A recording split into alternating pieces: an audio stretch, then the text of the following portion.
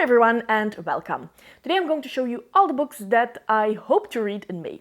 So if you're new here, my TBRs are more piles of possibilities. I like to have options, so these are just lists of books that I'm really looking forward to, and the majority of them I will definitely be reading in May. All of the books that I will read in May will be from this pile, but because I like to have options, usually there are 2 or 3 more books on the list than what I can on average read in a month. Some of these are very high priority because they are parts of buddy reads and read-along, so I will definitely be reading them. Others I'm just really looking forward to, and I hope that I can squeeze them into next month. So I do have 2 small piles here, one for physical reads, one for audiobooks, and I will get to both of them, starting with the physical reads. And the first book is actually one that just arrived in the mail, so this is a little preview for the book mail section of my weekly updates, and that is Netlam Bone by T. Kingfisher. So this is a new release. T. Kingfisher is an author that I discovered last year. I read The Raven and the Reindeer by her, which was a dark fantasy retelling of the Snow Queen fairy tale. Absolutely loved it, so of course I wanted to pick up her new release, which is actually an original fairy tale. This seems to be quite dark as well. We have a demon-possessed chicken in this fairy tale, so do I need to say more? If I like this one, I will definitely look at her backlog because I do know that she has written a ton. So yes, really looking forward to this one. It's also a very short one. It's only 300 pages, so I can imagine that I get through this one quite quickly. Now, another new release that I'm waiting for in the mail, but I will definitely be reading in May, is Kaikai by Patel. This is a retelling of the Hindu epic of the Ramayana, and I think that Kaikai was actually a vilified queen in that original story, but then in this one, of course, we have a more nuanced story. So it is very reminiscent of Circe, Ariadne, the Witch's Heart, the Goddess of Nothing at All, so all of these myth retellings that focus on the tale of the woman in question, while in the original myth, we don't really see a lot of her. So I do think that I will absolutely adore this one. I have very high hopes. I think that this is maybe my most anticipated release of the year, or at least a top 5. So I have very high hopes. This is a 5-star prediction, and when it arrives, I will be reading it as soon as I have it in my hands. Next up, a book that I will definitely be reading because it's part of a read-along that I'm hosting, so I imagine that I should be on track. And that is Priest of Lies by Peter McLean. So of course this is Priest of Bones, I don't own Priest of Lies yet, by Peter McLean, and this is the first book in the series, The War for the Rose Throne. It is going to be a quartet, and the 4th and final book will be coming out later this year, so perfect timing. We are reading 1 book per month. I read Priest of Bones in April. Actually tomorrow, May 1st, we are going to have a live discussion on my channel for this book, and then in May, 1 book per month, I will be reading the second one, Priest of Lies. These are very fast-paced, very quick, they read very easily, so if you still want to join, you definitely can. It's basically Peaky Blinders, but make it fantasy. So if that sounds appealing to you, pick it up because that's exactly what it is. Then another book that I will be reading as a buddy read. So if you don't know, I am part of a Discord, Ladies of the High Court, but everybody is allowed to join and more than welcome. And once a month, we choose a book that we are going to start at the same day, and we have a reading sprint to start, and then we just read and update each other on that Discord. So, like I said, welcome to join.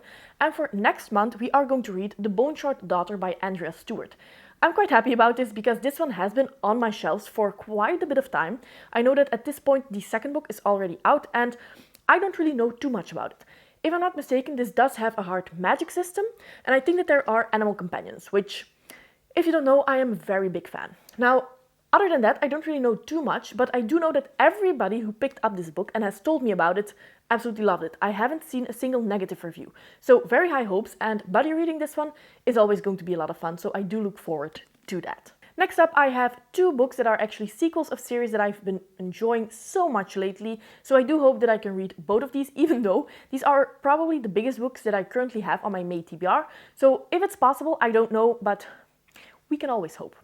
And the first one is Kushiel's Chosen by Jacqueline Carey. So this is the second book in the Phaedra trilogy. The first book, Kushiel's Dart, I read a couple of months ago. Absolutely loved. That's one of my all-time favorite books. And this one has potential to become one of my all-time favorite series.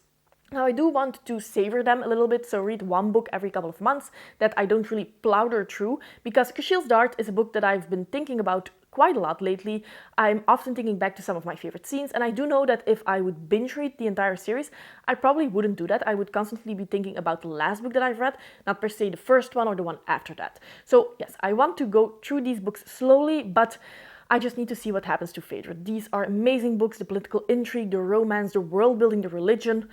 And Phaedra is becoming also one of the characters of all the books that I've read that I really connect with in a way, and I care for, and I want to know what happens to her. So yes, absolutely amazing, even though this book is, well, oh, it's not that bad. It's 700 pages apparently.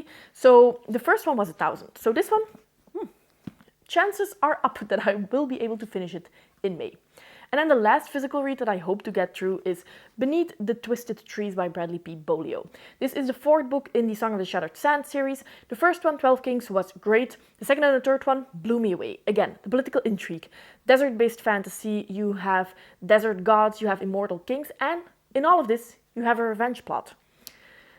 It's amazing, and I really need to get going with this series. I've started it a little bit over a year ago. I now need to read the fourth book, hopefully in May. Then I have 2 more books until I have finished this 6-book long series. So I do hope that I will be able to do that this year. So yes, for that to happen, I need to pick up the fourth one, and hopefully soon. So that was it for the physical reads. Now on to the audiobooks. Now, if you don't know, usually I do own all of the audiobooks, so if I don't like the narrator, I will switch. But for now, this is the plan. And the first audiobook that I will pick up is The Song of Achilles by Madeline Miller. Now, this is going to be an unofficial buddy read over on Mike's Book Reviews Discord, and Lola, who is a friend of mine as well, is going to actually host this buddy read. So I'm really looking forward to this one. I really liked Cersei, especially the writing style was something that I liked, but the story in itself didn't really blow me away. However, this one I have heard, of course it's Song of Achilles, it's a retelling of the Trojan War, we are following Achilles, but I have also heard that there is a beautiful romance in this book. Now, if you don't know, I quite enjoy romances, especially if they are written well, so my hopes for this one are quite high, and it is, again, a shorter book. It's 350-ish pages, so I do think that I can get through this one soon. Another buddy read, and this is also part of a read-along I'm hosting, so I will be reading it definitely, and that is Sharp Ends by Joe Abercrombie. So if you don't know, I am slowly but surely making my way through the entire First Law universe together with Steve and Jose. We are reading 1 book per month. In April, we read Red Country. Absolutely loved that book. It might be my favorite of the series. I do not know. It's definitely my favorite of the standalones. After this, I have been advised that I should read this short story collection before jumping in the Age of Madness trilogy. Now, as you know, I'm not the biggest fan of short stories. I think that short stories are a completely different type of story than a full-length novel or even a novella, and I'm just not the biggest fan. However, I am quite excited to see what Joe Abercrombie does with it, and also I really do like this First Law world. I like the characters, so maybe I will like short stories with characters that I already know, a world that I already know, better than just short stories that stand on their own. Next up, I have a series, or the first book in a series, that I'm not buddy reading with anyone as of now. If you want to, let me know. But I'm just so excited for this one that I do hope that I can squeeze it into May. And that is God Blind by Anna Stevens. So this is the first book in her Grimdark trilogy, and from what I've heard, this is like the First Law universe, but with more magic and interference of the gods. Now, if you know me, you know that these are buzzwords that make me very excited.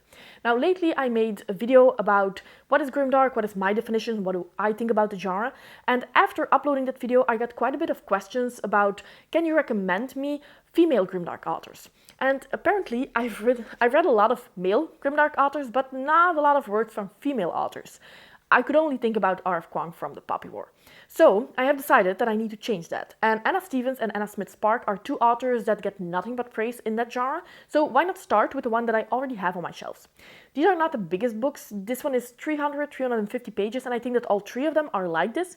So that does mean that I hopefully can read 1 book per month or 1 book every 2 months, and that way I can finish the series in a timely manner. But yes, I'm very excited for that series. Then next I have another start of a series, but it's a new release, so only the first book is out at the moment, and I have talked about this quite a bit, so let's go over this one quickly. That is Scorpio by G.R. McAllister, the first book in the 5 Queendoms. So, in this world you have matriarchies, 5 to be exact, and something happens that can be a big problem for matriarchies, I suppose, and that is that girls stop being born. So every baby that's born is a boy, and yeah, that's a problem, especially for one of the matriarchies where you just have female warriors and there are no men around. So there is going to be a lot of political turmoil, there's going to be some economical problems as well, if I'm not mistaken, and I have very high hopes for this one as well. I really like political intrigue, so books that have it, they immediately go a little bit higher up on my TBR list. And then the last book. The last book that I am going to read, and this one I will be reading because it's part of a buddy read that I'm having over on my Discord. Always welcome to join. And that is the second book in the Broken Empire series. Yeah, the Broken Empire series by Mark Lawrence. So this is King of Thorns. Last month I read Prince of Thorns, and I wasn't really blown away. There were some things that just are personal preferences, and then other things that I do think could have been executed better. But all in all, I was still more than intrigued, and I do want to know more. And I have heard that the second and the third book are better than the first one, so let's make it happen. Again, this is a series that I do want to finish in a timely manner. These are quite short. The first one was very short. I listened to it in 4 hours. This one seems to be a little bit longer, but still, one that I can finish in a timely manner. And I am very curious to see how it changes from the first to the second book, and if we do get some more insight, maybe some slower moments as well, because that first book was extremely fast-paced, and I think that was maybe my biggest issue. A lot of events were brushed over. This happened, let's move on to the next one. And I like to linger and see what happens, what is the aftermath when these events have occurred. So I do hope that we see more of that in King of Thorns. So these are all the books that I plan to read in May. Please let me know your thoughts, both on my picks, but also on what you want to read next month. What are you anticipating? If you haven't seen my Grimdark video that I talked about just a minute ago, you can watch that one right here. As always, I do hope that you enjoyed the video, and see you next time. Bye!